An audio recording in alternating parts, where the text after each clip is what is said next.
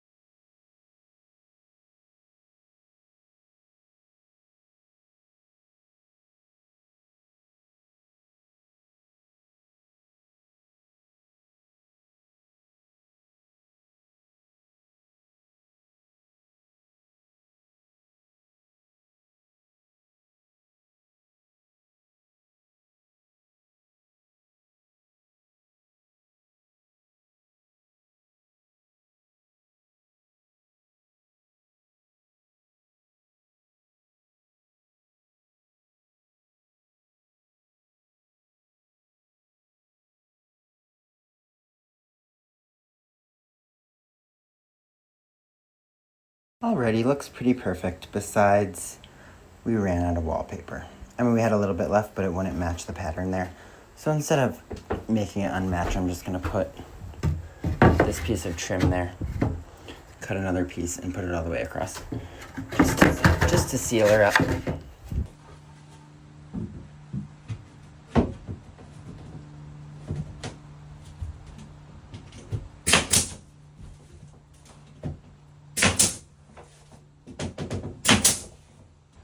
Alright, the brad nailer ran out of nails, and I don't know where more are, so I'm going to just use some good old siding nails.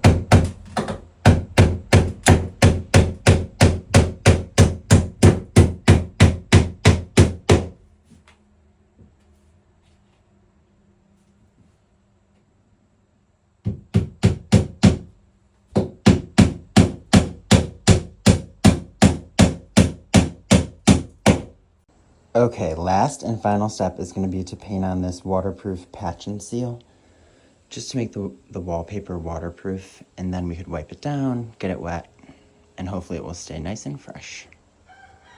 This looks like some sticky stuff, but I think it's going to get the job done.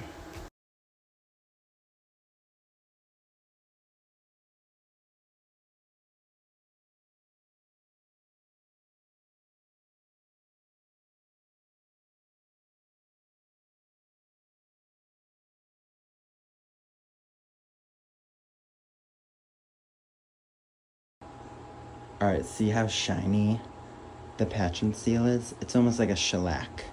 And I laid it on pretty thick, so don't be scared to really put it on there. I'm also going to do a second coat, just to make sure I didn't miss any spots. But once it dries, I imagine it's going to be a pretty good waterproofer. And I think it will definitely extend the life of the beautiful wall.